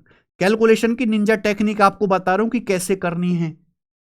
97 की 8 में गुणा करो, 100 की 8 में गुणा करो 800, ये 3 कम है तो 800 से 24 कम करो, 800 से 24 कम करेंगे 776 ये आएगा। 97 की 1/6 में गुणा करो, 97 की 1/6 में गुणा करेंगे 96/6 होता, 16 आ जाता, 1/6 आएगा 0.16, यानी क्या आएगा 76 और 16 मेरे प्यारे भाई 92, 792.17 के करीब। D option. थोड़ी कैलकुलेशन है, करनी तो पड़ेगी। तो जब भी ऐसी आप कैलकुलेशन में फंस जाओ ना मेरे भाई, तो आप इस तरीके से पार्शली डिवाइड कर लो, है ना, 49 को 6 से डिवाइड कर लिया, फिर 97 की गुणा कर लो। आसान है ये तरीका मेरे भाई। 26वां देखिए, सवाल है किसी आयताकार शीट का परिमाप और एरिया 94 मीटर परिमाप है, एरिया 420 मीटर स्क्वायर है, विकर्ण की लंबाई बताओ। ये सवाल ना मुझे बहुत इंपॉर्टेंट लग रहा है कि ऐसे आयत पे सवाल आएंगे। ये लंबाई है, ये चौड़ाई है, तो आयत का परिमाप क्या होता है? ट्वाइस ऑफ लंबाई प्लस चौड़ाई। लंबाई प्लस चौड़ाई जो आपको दिया है सवाल में वो 94 दिया है परिमाप। अब 2 से 94 तो कट जाएगा ना 47 बार, तो लंबाई प्लस चौड़ाई आ गया जी 47, 47। ठीक बच्चे, एरिया है 420, एरिया होता है लंबाई गुणा चौड़ाई बराबर 420। आपसे विकर्ण पूछा, ये विकर्ण आएगा मेरे भाई, ये विकर्ण होगा, और विकर्ण आएगा पाइथागोरस थ्योरम लगा के। यहां ये 90 डिग्री है, तो आप यहां से या तो अलजेब्रा का इस्तेमाल करो या हिट एंड ट्रायल। विकर्ण ऑप्शन देखूं 32, 36, 35, 37, मुझे ये एक ऑप्शन दिख रहा है 37, क्योंकि हमें 37 को देख के एक ट्रिपलेट याद आ रहा है 12, 35, 37, है ना, 12, 35, 37। कहीं ये 37 तो नहीं मेरे भाई? अगर ये 37 है तो 12, 35 पे सेट होना चाहिए। अगर लंबाई 35 है, चौड़ाई 12 है, तो 35 गुणा 12 भाई बिल्कुल फिट बैठेगा 420, और 35 जमा 12 47। यानी कि मैंने बिना फर्दर सॉल्व किए केवल हिट एंड ट्रायल अंदाजे से कर लिया कि लंबाई 35 है, चौड़ाई 12 है, या 35 12 37 का ट्रिपलेट लग रहा है, डायगोनल 37 मीटर आ गया। अच्छा सवाल, मजेदार सवाल। क्वेश्चन नंबर 27 करेंगे। सवाल यह है मेरे बच्चों कि एस संख्याओं का एवरेज आर की पावर 4 है, आर संख्याओं का एवरेज एस की पावर 4 है। बोला है सभी आर प्लस एस संख्याओं का, सभी संख्याओं को औसत ज्ञात कीजिए। बहुत बढ़िया मेरे भाई। एवरेज कैसे निकालते हैं? एवरेज निकालते हैं सभी संख्याओं का योग बटे टोटल नंबर्स। आप बताओ, अगर एस संख्याएं हैं, एस संख्याओं का एवरेज आर की पावर 4 है, तो एस संख्याओं का योग कितना होगा? एस संख्याओं का सम आएगा एस गुणा आर की पावर 4। अगर आर संख्याओं का एवरेज एस की पावर 4 है, आर संख्याओं का, तो आर संख्याओं का योग कितना होगा? आर गुणा एस की पावर 4। तो सभी संख्याओं का योग कितना आएगा? जोड़ दीजिए, ये मैंने जोड़ दिया, बटे टोटल संख्याएं कितनी है? टोटल संख्या एस संख्या ये होगी, आर संख्या होगी, टोटल संख्या होगी मेरे प्यारे भाई, टोटल संख्या होगी एस प्लस आर या आर प्लस एस। तो मैंने पहले संख्याओं का सम निकाला, फिर टोटल नंबर से डिवाइड कर दिया। ध्यान से देखेंगे तो ऊपर यहां से एस आर कॉमन आ रहा है, एस आर, ब्रैकेट में बचेगा r cube plus s cube बटे आर प्लस एस। कितना अच्छा सवाल बना है एवरेज पे और अलजेब्रा पे। ध्यान से अगर देखेंगे तो ये पहला ऑप्शन आंसर आ गया, क्योंकि ये जो चीज है मेरे भाई ये अलजेब्रा का कॉन्सेप्ट है। अब अगर हम A cube plus B cube को ए प्लस बी से डिवाइड करेंगे, A cube plus B cube, A cube plus B cube को ए प्लस बी से डिवाइड करेंगे तो आएगा A square plus B square minus A B, R square plus S square minus R S. ये आएगा मेरे प्यारे भाई, जो कि आपका पहला ऑप्शन, फर्स्ट ऑप्शन। कितना अच्छा सवाल है दोस्त, मजेदार लगा हमें। सवाल 28 देखिए, बहुत बढ़िया क्वेश्चन है ये। 3170 रुपए को 3 लोगों के बीच XYZ में बांटा गया इस प्रकार से, such that 13, 12 and 18 रुपए will be diminished from the share of XYZ respectively, then their share will be in the ratio 20, 18, 21। कि अगर XYZ के शेयर से 13, 12, 18 रुपए कम कर दें तो उनके शेयर का रेशियो 20, 18, 21 हो जाएगा। बोला है जेड का इनिशियल शेयर क्या है? मेरे भाई हमारे पास है कितने? 3170 रुपए। हमने 3 लोगों के बीच बांटे एक्स वाई जेड। क्लियर है? आप बोलोगे जी सर बिल्कुल से बांट दिए। हमने इस तरीके से बांटे हैं कि अगर एक्स के शेयर में से 13 रुपए कम कर दिए जाएं, वाई के शेयर में से 12 रुपए कम कर दिए जाएं और जेड के शेयर में से 18 रुपए कम कर दिए जाएं, तो अब एक्स वाई जेड के शेयर का जो रेशियो होगा वो 20:18:21 हो जाएगा मेरे भाई। क्लियर है? आप बोलोगे हां जी सर क्लियर है। पूछा है जेड का इनिशियल शेयर, यह आपसे पूछा है मेरे भाई। अब आप एक बात बताओ, टोटल हमने 3170 रुपए बांटने एक्स वाई जेड के बीच। अब हमने तीनों के शेयर से कुल कितना कम कर दिया? 13 और 12 25 और 25 और 18 43। तो 3170 में से आप 43 माइनस करिए तो क्या आएगा? 3127। क्लियर है? आप बोलोगे हां जी सर। यानी कि अब एक्स वाई जेड के बीच केवल 3127 रुपए बांटे गए हैं। और किस रेशियो में है एक्स वाई जेड का शेयर? अब किस रेशियो में? 20:18:21 के रेशियो में। तो टोटल कितना आएगा मेरे भाई? 18 21 39, 39 और 20 59, 59। तो 59 यूनिट की वैल्यू हुई 3127 के बराबर है। बताओ कितने गुना? तो ये मेरे भाई ये 5 बार जाएगा। क्लियर है? उसके बाद कितना बच जाएगा? उसके बाद बच जाएगा ये, फिर 3 बार चला जाएगा। 9 3 27, 53 हो गया। 53 टाइम्स है। अगर ये 53 गुना है तो जेड का शेयर है 21 यूनिट। 21 की वैल्यू भी 53 गुना होगी। अब 21 गुणा 50 कितना आएगा? 1050 और 63। 1050 में 63 जोड़ेंगे तो 1113 रुपए आ जाएगा। क्लियर है? आप बोलोगे जी सर बिल्कुल सही। लेकिन ये आंसर नहीं आया। बहुत सारे बच्चे जल्दबाजी में आंसर लगा देंगे। जेड का शेयर 18 रुपए कम करने के बाद 1113 है, तो जेड का जो ओरिजिनल शेयर होगा वो 1113 से 18 रुपए ज्यादा होगा। 13 प्लस 18 31। तो जेड का जो ओरिजिनल शेयर होगा मेरे भाई वो 1131 रुपए का होगा। बहुत बेहतरीन सवाल है। ठीक है भाई, मजा आया क्वेश्चन करके आपको? Okay, very good question. आइए, 10,000 रुपए की राशि पर 8% की दर से 3 साल के लिए चक्रवृद्धि ब्याज साधारण ब्याज के बीच कितना अंतर होगा? मेरे पास ये 4 ऑप्शन है। बहुत बढ़िया सवाल मेरे भाई। अगर आप इस सवाल को देखोगे ना, हर बच्चा अलग तरीके से करेगा, लेकिन मैं आपको अगर बेस्ट तरीका सिखाऊं, अगर आपको 3 साल के CISI का रेशियो निकालना है 3 साल के लिए, 3 साल की बात कर रहा हूं, तो ये याद रखिए, केवल 3 है कि याद रखिए, और ये कैलकुलेशन आपको करनी है। नहीं समझे भाई? प्रिंसिपल कितना है? 10,000 रुपए। ब्याज की दर है 8%। 8% की दर से 3 साल के CI और SI का डिफरेंस आपको बताना है। अगर ब्याज की दर 8% है तो 8% करते जाओ। 10,000 का 8% आएगा 800, फिर 800 का भी 8% आएगा 64, 64 का 8% आएगा 64 अट्ठे, ये 512 होता है 5.12, ये आएगा मेरे भाई। चूंकि आपको 3 साल के CISI का डिफरेंस निकालना है, तो केवल ये बाद की 2 कैलकुलेशन कर लीजिए, इनकी गुणा करके जोड़ दो। 64 थी 192 और प्लस 5.12, यानी कि आ गया 197.12 रुपए, और ये आंसर आ गया बी ऑप्शन। पूरी दुनिया में कोई और तरीका नहीं जो इससे जल्दी आंसर निकाल के दे दे। हां, अगर आपसे केवल 3 साल का CI पूछा होता तो मैं पूरी कैलकुलेशन यानी कि इनकी गुणा करके भी 3 की 800 में भी जोड़ देता, 2400 रुपए 3 साल का CI आ जाता। एक्स का मान ज्ञात कीजिए, RPF कांस्टेबल का सवाल है।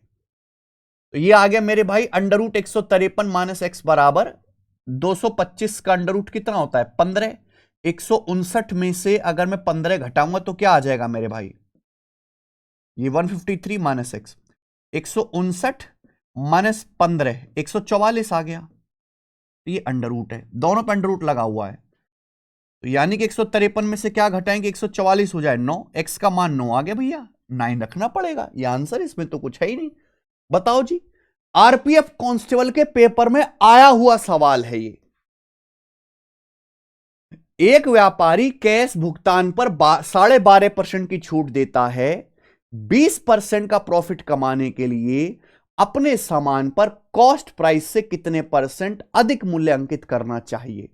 मार्कअप पूछा है। देखो, एक व्यापारी 12.5% की छूट दे रहा है और वो 20% का प्रॉफिट कमाना चाहता है। कितना मार्कअप उसे करना चाहिए? देखो मेरे भाई, कॉस्ट प्राइस पे डिस्काउंट देने के बाद क्या आएगा? सेलिंग प्राइस, मार्क प्राइस पे डिस्काउंट देने के बाद सेलिंग प्राइस। अगर कोई व्यापारी 12.5% डिस्काउंट दे रहा है तो आपको इसको फ्रैक्शन में कैलकुलेशन करना चाहिए 1/8। मार्क प्राइस पे 1/8 डिस्काउंट दोगे तो बेचो कितने में, 7/8 में, 8 पे 1 की छूट है, आपको 20% का प्रॉफिट और 20% की फ्रैक्शन वैल्यू 1/5। कॉस्ट प्राइस पे 1/5 का प्रॉफिट हुआ, यानी कि 5 के सीपी का सामान 6 में बिका, सामान कॉस्ट प्राइस के 6/5 में बिका। भाई ये भी सेलिंग प्राइस है, ये भी सेलिंग प्राइस, बराबर कर दीजिए। तो यहां से मार्क प्राइस से कॉस्ट प्राइस का जो रेशियो आ गया वो कितना आ गया बच्चे, 8 ऊपर 8 6 48 और ये 7 नीचे, 7 पंजे 35। और जब मुझे रेशियो आ गया तो मैं कुछ भी कर सकता हूं, यही तो पूछा है, क्रय मूल्य से कितने प्रतिशत अधिक मूल्यांकित किया गया। अगर कॉस्ट प्राइस 35 है तो मार्क प्राइस 48 है, तो एमपी जो है सीपी से कितना ज्यादा है मेरे प्यारे भी, 13 ज्यादा है, तो 13/35। और परसेंटेज में आपको निकालना है तो इंटू 100% ही आ जाएगा बच्चों। क्लियर, काफी गंदे से आंसर है। तो इसको काट लेते हैं हम 5 से, ये 20 बार चला जाएगा और ये 5 से 7 बार चला जाएगा, ये आएगा 260/7, 13 दूनी 26, 260/7। तो 7 3 21 है भी, और 5 0 7 7 49, यानी कि 37 पॉइंट समथिंग आएगा, 37 पॉइंट समथिंग, सी ऑप्शन। कर लेंगे मेरे प्यारे बच्चे, बिल्कुल रेलेवेंट पेपर में आने लायक मोस्ट इंपॉर्टेंट सवाल मैं आपको बता रहा हूं। ये मैंने क्या किया, यहां पे सेलिंग प्राइस को बराबर कर दिया मेरे भाई, ठीक है जी। अच्छा एक चीज मैं आपको और बताऊंगा, आपका पेपर तो बहुत नजदीक है, लेकिन आप में से कुछ बच्चे ऐसे हैं ज्यादातर जो आरपीएफ कांस्टेबल के बाद आरआरबी ग्रुप डी का पेपर देंगे, एनटीपीसी का पेपर देंगे, तो मॉक टेस्ट तो आपको लगाने पड़ेंगे मेरे भाई। आप हमारी एप्लीकेशन पे जाइएगा मेरे दोस्त, टेस्ट रैंकिंग पे, यहां मॉक टेस्ट वाले सेक्शन में अगर आप जाओगे तो रेलवे वाले बच्चों के लिए मेरे भाई आपका एनटीपीसी का पेपर होने वाला है। एनटीपीसी के पिछले साल के 20 के 20 पेपर यहां फ्री अपलोड है, फ्री में। कोई भी बच्चा बस एप्लीकेशन डाउनलोड करे और ये प्रीवियस ईयर के पेपर जो आपका 2021 में एनटीपीसी का पेपर हुआ था, सारी की सारी शिफ्ट 20 की 20 शिफ्ट का पेपर यहां पे डला हुआ है। और दिखाऊं, आपका ग्रुप डी का पेपर होने वाला है, तो रेलवे ग्रुप डी के भी यहां पर प्रीवियस ईयर के 20 टेस्ट फ्री में डले हुए हैं, ठीक है। आप ये सारे अटेम्प्ट कर सकते हो दोस्त। और दूसरी बात कि अगर कोई बच्चा नए मॉक टेस्ट लगाना चाहता है कि सर ये प्रीवियस ईयर के तो हम कर लेंगे, लेकिन प्रीवियस ईयर में तो सब एक जैसे सवाल है, नए टेस्ट लगाने, तो नए टेस्ट इसी एप्लीकेशन पर आपको 99 में मिल जाएंगे। पूरी एप्लीकेशन पर एसएससी के, रेलवे के, बैंकिंग के, दिल्ली पुलिस कांस्टेबल के जितने भी टेस्ट हैं सब 99 में अवेलेबल है। सारे न्यू मॉक टेस्ट और प्रीवियस ईयर के टोटली फ्री है मेरे भाई, टोटली फ्री। एक चीज और बताएंगे आपको कि जैसे आपका पेपर होने वाला है तो उसमें जीके आएगा, साइंस आएगा, तो जीके बूस्टर में अगर आप जाओगे, फ्री टेस्ट में जाना जीके बूस्टर में, तो आपको यहाँ पे चैप्टर वाइज क्विज बने हुए मिल जाएंगे, चैप्टर वाइज क्विज। जैसे आपको हिस्ट्री पढ़नी है, हिस्ट्री के 48 टेस्ट हैं भाई, 48 टेस्ट, एक टेस्ट में 25 सवाल है, 48 टेस्ट, यहां पर 1200 क्वेश्चन केवल हिस्ट्री के। मैंने इतना तो फ्री कर रखा है। आप बताइए कौन सी एप्लीकेशन है, कौन सी वेबसाइट है जहां आपको हिस्ट्री जैसे सब्जेक्ट के 1200 क्वेश्चन चैप्टर वाइज फ्री में लगाने को मिल जाए, टाइप वाइज। जैसे ये देखिए एंशिएंट हिस्ट्री के क्विज हैं, केवल एंशिएंट हिस्ट्री के सवाल मिलेंगे आपको, फिर आपको मिडीवल हिस्ट्री के मिलेंगे मेरे प्यारे भाई, ठीक है, फिर आपको मॉडर्न हिस्ट्री के यहां पे सवाल मिलेंगे आगे। इस तरीके से चैप्टर वाइज कर रखा है, कुछ नहीं करना, लिखा हुआ है ना फ्री। आप यहां पे सीधा स्टार्ट नाउ कर दीजिए, हिंदी लैंग्वेज, इंग्लिश लैंग्वेज जो सिलेक्ट करना सिलेक्ट कर लीजिए, आ गया। यहां पे ये भी लिखा हुआ है कि ये जो है क्वेश्चन किस एग्जाम में आया था, उसका क्वेश्चन सोर्स भी लिखा हुआ है, देख रहे हैं आप, ठीक है। जीडी के पेपर में आया था, ये जीडी के पेपर में आया था, जूनियर इंजीनियर के पेपर में आया था 2024 में। लेटेस्ट जो अभी लेटेस्ट पेपर हुआ है उसके क्वेश्चंस तक यहां पर हैं। अब बताओ क्या कर सकते हैं हम आपके लिए इससे ज्यादा है, ठीक है। तो इस एप्लीकेशन का ज्यादा से ज्यादा फायदा उठाओ और मेरे भाई डाउनलोड कर लीजिए test ranking application, test ranking. सवाल है अगला, 15 पुरुष 21 महिलाएं काम को 56 दिन में कर सकते हैं, 12 पुरुष 24 महिलाएं इसे 64 दिन में कर सकते हैं। 18 पुरुष 24 महिलाएं काम को कितने दिन में करेंगे। मान लिया पुरुष की एफिशिएंसी m है, ये मैन वुमेन वाला सवाल आ गया ना फेमस, पुरुष की एफिशिएंसी m है और वुमेन की w है। तो बोला है 15 मैन और 21 वुमेन, 21 वुमेन एक काम को 56 दिन में करते हैं, तो ये टोटल वर्क आ गया, टोटल वर्क। दूसरी लाइन में अगर हम देखेंगे तो 12 मैन और 24 women, 12 man plus 24 women same काम को कितने दिन में करते हैं? 64 डेज में करते हैं, 64 डेज में। तो ये भी टोटल वर्क आ गया, ये इक्वल होना चाहिए, हम इसको बराबर कर देते हैं। किससे जाएगा? 8 से। 8 सत्ते 56 और ये 8 अट्टे 64। ठीक है जी, आप बोलोगे जी सर। अब देखिए 15 सत्ते 105 एम, 12 अट्टे 96 एम। 105 में से 96 हम घटाएंगे तो 9 एम आ जाएगा। 24 सट्ठे 192 डब्ल्यू, 21 सत्ते 147 डब्ल्यू, है ना। तो 192 में से जब हम 147 घटाएंगे तो कितना आ जाएगा मेरे प्यारे? 5 और 8 माइनस 4 5, ये जो है 45 डब्ल्यू आ जाएगा। तो मैन और वुमेन की एफिशिएंसी का रेशियो आ गया 45/9, यानी कि 5/1। यानी कि एक आदमी की एफिशिएंसी 5 है तो एक वुमेन की 1 है। समझ में आई बात? क्लियर है? बोला है 18 पुरुष 24 महिलाएं इस काम को कितने दिन में करेंगे। एक मैन की एफिशिएंसी 5 है तो 18 मैन की कितनी आ जाएगी? 18 पंजे 90। एक वुमेन की एफिशिएंसी 1 है तो 24 वुमेन की कितनी आ जाएगी? 24। तो 18 मैन और 24 वुमेन की एफिशिएंसी आ जाएगी 114। तो 114 एफिशिएंसी आ गई मेरे भाई 18 मैन और 24 महिलाओं की। क्लियर है?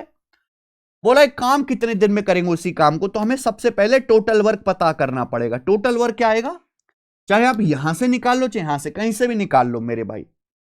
मैन की वैल्यू यहां 5 रख देंगे, 15 पंजे 75 आदमी, 75 हो गया, और प्लस 21। काम कितने दिन में करते हैं मेरे भाई? 56 दिन में करते हैं, 56 डेज में। टोटल वर्क आ गया। इस टोटल वर्क को अगर 18 मैन और 24 वुमेन करेंगे तो 114 एफिशिएंसी से करेंगे। इतना टाइम लगेगा मेरे दोस्तों काम होने में। 75 प्लस 21 क्या आ गया? 96। 96 ये 6 से चला जाएगा 16 बार, और ये चला जाएगा मेरे भाई 19 बार। ठीक है, क्लियर है? आप बोलोगे हाँ जी सर बिल्कुल क्लियर है, कोई प्रॉब्लम नहीं है। ठीक है, 75 प्लस 21 96 और 114 6 से कट रहा है ना, 16 छिकम 96 छिका 114। अब इनकी मल्टीप्लाई करो। मल्टीप्लाई देखो, मल्टीप्लाई करने से बेटर मैं तरीका बता रहा हूं कि आप पार्शली डिवाइड कर लिया करो। 56 को 19 से भाग देना आसान है। ये हो रहा है 16 से गुणा। 56 19 के 57 होता है, ये है 56, तो 3 माइनस 1/19 हो गया ना। तो आ गया मेरे भाई 16 तिया 48। 48 में से 16/19 आपको घटाना है, तो क्या आ जाएगा आंसर? 47 सही 3/19 आएगा। डी ऑप्शन आंसर है। 47 सही 3/19। इससे जल्दी आप नहीं कर सकते डिवाइड, है ना। लोग जो करते हैं कि पहले 16 की 56 में गुणा करो फिर 19 से भाग करो, वो बिल्कुल बेकार तरीका है। आधा भाग करा फिर मल्टीप्लाई कर ली, समय बचता है ऐसे। मान लीजिए एक्स वह छोटी से छोटी संख्या है जो 13 से कंप्लीटली डिविजिबल है, लेकिन एक्स को 4 5 6 7 8 12 से डिवाइड करने पर 2 शेषफल बचता है। एक्स के अंकों का योग बताइए। देखिए मेरे भाई, एक्स एक ऐसी संख्या है जिसको 4 5 6 7 8 12 इन सबसे डिवाइड करने पर 2 शेषफल बचता है। यानी कि एक्स की जो वैल्यू होगी, सबसे पहले आपको इनका एलसीएम लेना पड़ेगा। इनका एलसीएम इन सबसे डिवाइड हो जाएगा। अगर हम 2 ऐड कर देंगे मेरे प्यारे भाई इसमें, तो ये ऐसा नंबर आएगा, इनसे किसी से भी डिवाइड करो हमेशा 2 शेषफल बचेगा। ये एक्स की वैल्यू आएगी। एक तो तरीका होता है ऐसे सवालों को सॉल्व करो, पर 90% ऐसे सवाल ऑप्शन से हो जाते हैं। आप ना डिजिटल सम का कॉन्सेप्ट इस्तेमाल किया करो। या तो आप 6 पे ध्यान दिया करो, या तो आप 6 पे ध्यान दिया करो, या 3 पे या 9 पे। 3 और 9 पे ध्यान दिया करो। 9 तो है नहीं इसमें, इसमें आपको 6 दिख रहा है, 6 का बच्चा 3 है। अगर मैं x को 3 से डिवाइड करता हूं 3 से, तो आप मुझे बताइए ये नंबर तो 3 से, एलसीएम तो 3 से पूरा पूरा कटेगा, यानी कि ये बचेगा 2। तो आंसर ऐसा ऑप्शन आएगा जो 3 से भाग करने पर 2 शेषफल बचे। यानी कि आंसर का जो डिजिटल सम आएगा वो ऐसा होगा कि 3 से डिवाइड करने पर 2 बचे। एक्स की वैल्यू नहीं पूछी, एक्स के अंकों का योग पूछा। अंकों का योग यानी कि डिजिटल सम। तो डिजिटल सम ऐसा होगा कि 3 से डिवाइड करने पर 2 बचे। 11 को 3 से डिवाइड करेंगे, 3 3 9 2 बचेगा, 3 दूनी 6 2 बचेगा। ये 3 से कट जाएगा, ये 3 से डिवाइड करने पर 1 आएगा। यानी कि आंसर इन दोनों में से 1 होगा। लेकिन मैं फंस तो गया ना, सॉल्व तो नहीं हुआ। तो मेरे प्यारे भाई, हम इसको पूरा अगर सॉल्व करना चाहते हैं तो अब हमें पूरा ही यहां पे दिमाग लगाना पड़ेगा। चलो कोई बात नहीं, पूरा दिमाग लगा लेंगे, भगवान ने दिया है तो। 4 5 6 7 8 12 का एलसीएम क्या होता है? भाई 4 6 8 12 का तो 24 आ गया, 24 पंजे 120 हो गया, 120 सत्ते 840। ठीक है जी। आप बोलोगे हाँ सर ये 840 इनका एलसीएम आएगा, 840 के प्लस 2, ये एक्स की वैल्यू है। बोला एक्स वह स्मॉलेस्ट नंबर है जो 13 से डिविजिबल है। एक्स इस फॉर्म का होना चाहिए और 13 से डिवाइड होना चाहिए। अब बताओ के की वैल्यू क्या लूं मैं मिनिमम से मिनिमम? के की वैल्यू सबसे छोटी लेनी पड़ेगी और ऐसी लेनी पड़ेगी कि ये नंबर 13 से कट जाए। देखो अगर मैं 840 को 13 से काटूंगा तो 13 छिंग 78, अगर मैं 840 को 13 से डिवाइड करता हूं 13 छिंग 78, 78 के बाद बचेगा 6 जीरो, 13 चौका 52, 8 के प्लस 2 बचेगा। अगर मैं इस नंबर को 13 से डिवाइड करता हूं तो ये रिमाइंडर बचेगा, लेकिन 13 से पूरा डिवाइड होने के लिए रिमाइंडर 0 आना चाहिए। तो अगर मैं के की जगह 1 रखूंगा नहीं कटा 13 से, 2 रखूंगा 8 दूनी 16 2 18 नहीं कटा, 3 रखूंगा 8 तिया 24 2 26, 26 13 से कट जाएगा, तो मुझे के की वैल्यू 3 पुट करनी पड़ेगी। अगर मैं के का मान 3 रखूंगा तो नंबर क्या आएगा 840, के की जगह अगर आप 3 रखोगे तो 840 तिया 2520 और 2 2522, नंबर आ गया जी 2522। ये वो सबसे छोटा नंबर है। इसके अंकों का योग क्या आएगा मेरे भाई 2 4 6 5 11, 11 आएगा। ये बहुत अच्छा सवाल है एलसीएम एचसीएफ का, एलसीएम का काफी अच्छा सवाल। 34वां, 4 साल पहले राम के और श्याम की एज का रेशियो 13:9 था, 8 साल बाद रेशियो 4:3 हो जाएगा, उनकी प्रेजेंट एज का डिफरेंस बताना एनटीपीसी का। देखो मेरे भाई ये हो गया प्रेजेंट।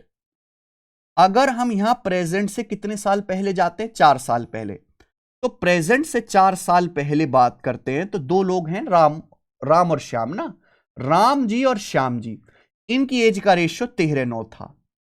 लेकिन अगर हम प्रेजेंट से 8 साल बाद की बात करते हैं तो प्रेजेंट से 8 साल के बाद दोनों की एज का रेशियो 4:3 हो जाएगा। कितना हो जाएगा भाई एज का रेशियो 4:3 हो जाएगा। प्रेजेंट एज का डिफरेंस, भाई एज का डिफरेंस तो दो लोगों के बीच सेम रहेगा ना। मैं अगर आपसे 5 साल बड़ा हूं तो हमेशा 5 साल ही बड़ा रहूंगा। अब यहां देखिए, यहां एज का ये देखिए, राम की जितनी एज राम की बढ़नी चाहिए उतनी श्याम की, डिफरेंस सेम बनाना पड़ेगा। 13:9 में मेरे प्यारे भाई यहां 4 का डिफरेंस है, 4:3 में 1 का डिफरेंस है, तो यहां भी 4 बना लेते हैं, 4 से गुणा, 4 चौक 16, 4 तिया 12, ये आ गया। अब आप देखिए राम की एज 13 से 16 होगी, 3 यूनिट बढ़ी, 3 यूनिट।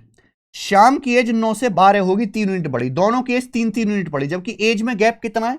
ये प्रेजेंट से 4 साल पहले, प्रेजेंट के 8 साल बाद, 12 साल का है ना, -4 और 8 में 12 साल का गैप है, तो 3 यूनिट की वैल्यू 12 साल आ गई मेरे प्यारे भाई। कितने गुना? आप कहोगे सर 4 गुना आ गई, 4 टाइम्स, 4 गुना हो गया। बोला एज का डिफरेंस, तो एज का डिफरेंस देखो चाहे आप यहां से निकालो 4 यूनिट है, यहां भी राम श्याम की एज का डिफरेंस 4 यूनिट है, तो एज का डिफरेंस तो सेम ही रहेगा 4 यूनिट। 3 की वैल्यू अगर 12 साल है तो 4 की वैल्यू 16 साल, तो राम और श्याम की एज में 16 साल का डिफरेंस है। बी ऑप्शन आंसर है। ठीक है बच्चों, काफी बेहतरीन सवाल है ये। अच्छा अब तो लास्ट ही आ गया इस टेस्ट का आखिरी सवाल। सवाल है आपके सामने मेरे भाई 35, ये है डीआई का, रेलवे ग्रुप डी के पेपर का क्वेश्चन है। ये आपको दिया है पाई चार्ट। 2021 के दौरान एक इलेक्ट्रॉनिक सामान की दुकान से बेचे गए विभिन्न जो है प्रोडक्ट के परसेंटेज को दर्शाता है। साल 2021 के दौरान दुकान से बेचे गए कुल उत्पादों की संख्या 16,800 है। चार्ट का अध्ययन करें, प्रश्न का उत्तर दे। 16,800 प्रोडक्ट बेचे हैं एक 2021 में एक दुकान ने, जिसमें एसी 24% बिके, पेन 28%, ओवन 60%, इस तरीके से। तो बोला 2021 के दौरान उस दुकान से बेचे गए पंखों की संख्या, बेचे गए तंदूर की संख्या, तंदूर मतलब ओवन से कितने अधिक है। तो आपसे यह पूछेगा कि फैन जो है वो ओवन से कितने परसेंट ज्यादा बिके। भाई फैन बिके 28%, ओवन बिके 8%, तो फैंस जो है वो ओवन से 20% ज्यादा बिके, 20%। क्या मेरी बात को समझे, है ना। फैंस जो हैं वो ओवन से 20% ज्यादा बिके, तो यानी कि 16,800 अगर टोटल प्रोडक्ट बिके हैं तो 16,800 का आपको 20% निकालना है, जो कितना का परसेंटेज से 2 जीरो काट देंगे, 3200 और 160, यानी कि 3360 आंसर आ गया। कुछ भी मुश्किल नहीं है इस सवाल में, और डीआई सबसे हल्का सवाल आपके पेपर का डीआई का ही आएगा, खत्म मेरे दोस्त। मुझे लगता है आज के टेस्ट में काफी अच्छे अच्छे सवाल हुए। मैंने बिल्कुल बैलेंस बनाया, एक सवाल बहुत आसान, एक सवाल थोड़ा सा ठीक, फिर एक आसान, एक थोड़ा सा ठीक। ठीक है जी, 8 टेस्ट हमारे हो चुके हैं। अभी मैं आपको 2-3 टेस्ट और कराऊंगा पेपर से पहले, ठीक है। और आपको मजा आया होगा ये आज की क्लास में। अगर आपको आज का मॉक टेस्ट, आज के सवाल सॉल्यूशन अच्छा लगा, आपके एग्जाम में हेल्प करेगा, तो इस वीडियो को लाइक करना, कमेंट करना। और ये ऐसा नहीं कि केवल कांस्टेबल वाले बच्चों के लिए, एनटीपीसी और ग्रुप डी की तैयारी में भी यही टेस्ट आपकी बहुत ज्यादा हेल्प करेंगे। ठीक है बच्चों, धन्यवाद। कल मिलेंगे अब एक और नए मॉक टेस्ट के साथ। बाय।